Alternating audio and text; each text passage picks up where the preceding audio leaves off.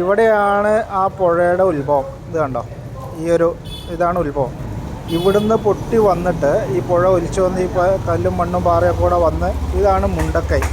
കേട്ടോ, മുണ്ടക്കൈ എന്ന് പറയുന്ന സ്ഥലത്ത് ഈ കാണുന്ന വീടുകളും ഈ പുഴയോട് ചേർന്ന് ഈ കാണുന്ന വീടുകൾ അതൊക്കെ അതിൽ ഒലിച്ചു പോയി. ഇവിടെ കണ്ടോ, ഈ പുഴയോട് ചേർന്ന് എത്ര വീടുകളാണുള്ളത്. ഇതെല്ലാം പോയി നേരെ വന്ന് ഇതാണിപ്പോൾ നമ്മൾ ന്യൂസിൽ കണ്ടുകൊണ്ടിരിക്കുന്ന സ്കൂള്, ആ മരം, ഇതൊക്കെ. ഇതിൽ ഈ ക്രോസായിട്ട് കാണുന്ന ഈ ബിൽഡിംഗ് മാത്രമാണ് ഇപ്പോൾ അവിടെ നിലനിൽക്കുന്നത്. ബാക്കി ഇവിടെ ഇത് മൊത്തം പോന്നു. ഈ കാണുന്നതാണ് അവിടെ ഒലിച്ചു പോയ പാലം. ആ പാലം, ഈ കാണുന്ന അമ്പലം, ഇതെല്ലാം പോയി. ഇത് പോയി അവിടുന്ന് നേരെ വന്ന് ഇത് കണ്ടോ, പുഴ വരുന്ന വരവ് കണ്ടോ, ഇതിലേ വന്ന് ഇവിടെയാണ് സൂചിപ്പാറ വാട്ടർഫോൾസ്.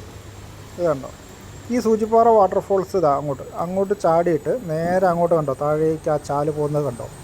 ഇതിലേ പോയി ഇവിടുന്ന് ഇങ്ങനെ പോയിട്ട് ഇത്രയും കിലോമീറ്റർ പോത്തുകല്ല് കാണുന്നുണ്ടോ, ഇത് കണ്ടോ, ഇത്രയും കിലോമീറ്റർ ഒഴുകി പോയിട്ടാണ് ആ ബോഡികൾ കിട്ടിയിട്ടുള്ളതെന്ന് പറഞ്ഞാൽ അതിൻ്റെ ഒരു ദുരന്തത്തിൻ്റെ വ്യാപ്തി എന്താണ്. അത്ര ദൂരം ആണ് ബോഡി ഒഴുകി പോയിട്ടുള്ളത്. നമുക്ക് ചിന്തിക്കാൻ പോലും പറ്റാത്തത്ര ദുരന്തമാണത്. ഇനിയും എത്ര ആൾ കിട്ടാനുണ്ട് എന്നുള്ളതാണ്. വല്ലാത്തൊരു കഷ്ടം തന്നെ അല്ലേ.